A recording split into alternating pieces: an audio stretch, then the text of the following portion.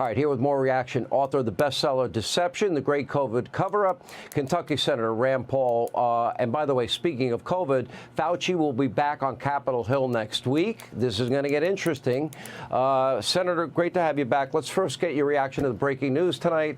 And to me, the Supreme Court had to take this case. It is too critical. It is too important. And how ironic that a president and a party that claims a monopoly on the term democracy is everything but democratic. Without question, the Supreme Court has to hear it. When I hear that it's going to be almost a month, though, until the hearing and perhaps longer to the ruling, I'm concerned that even that's too long. I think there needs to be an emergency injunction to shut down any of the states that are wanting to do this and just say the decision will be in 3 or 4 weeks, but you can't be lining these up because they're frivolous, because they are so likely to lose on the merits that we're going to go ahead and shut them down with an injunction now. The reason for that is every day that it appears as if Donald Trump might not be on the ballot, if that goes on for 3 or 4 weeks, that affects the minds of the voters as they prepare to vote. So the accusation, just the accusation alone makes people think, oh, well, maybe he's guilty of something. You know, you think it wasn't planned that they used the words insurrection for 2 years now? We had a riot where some people misbehaved violently and some people should have been punished on January 6th, but it was also a bunch of people milling around, too. Probably 80% of them milling around, kind of curious walk. I know one young man who walked in, never said a word to anybody, was in the Capitol for a minute and a half, and he gets taken, thrown down to the floor in an airport, arrested, and accused of a crime. So we know that this was a ploy from the very beginning. Why didn't they call it a riot? Because they said, we're going to use the 14th Amendment. We have this plan. We're going to call it insurrection. But they've so overplayed their hand here.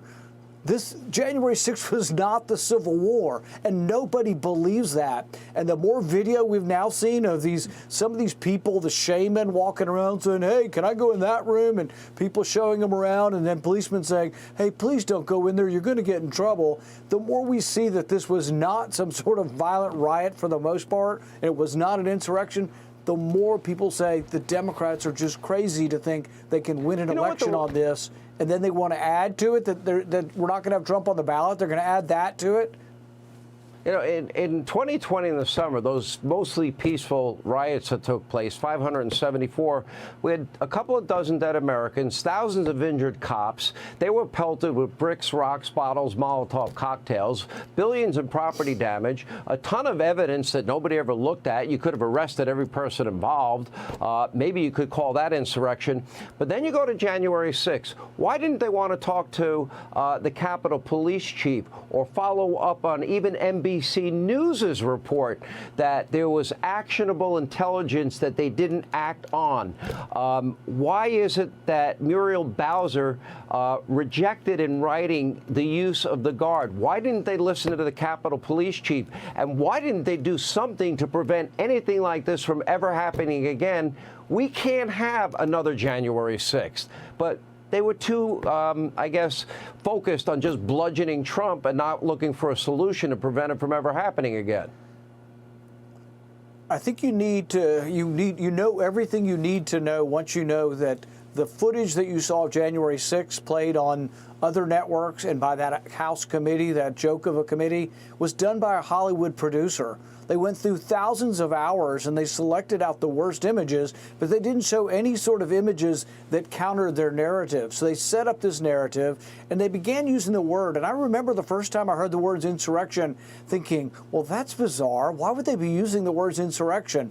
Until the whole thing gets tied together neatly with the 14th Amendment. It has to be an insurrection because those are the words in the 14th Amendment. But the laughable nature of comparing January 6th to the Civil War, and also the demeaning nature. You know, we recently had a candidate ask about the Civil War. Well, to compare a riot where there were no guns and no loss of life from the rioters killing anybody, to compare that to the Civil War where 600,000 people died to end slavery, at least half of them wanting to end slavery, that's just crazy to think that that's somehow going to be equated. The Civil War and the riot of January 6th. Rand Paul, Happy New Year. Thanks for being with us. Hey, Sean Hannity here. 'Cause the flag still stands for freedom, and they can't take that